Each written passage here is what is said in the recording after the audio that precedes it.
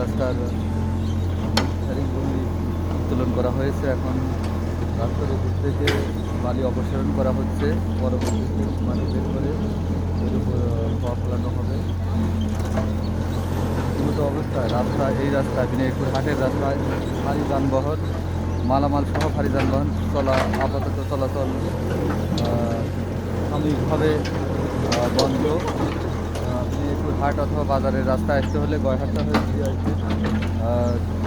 পরবর্তী নির্দেশনা না দেওয়া পর্যন্ত এই রাস্তায় ভারী মালামাল সহ যানবাহন আপাতত সাময়িকভাবে বন্ধ থাকবে।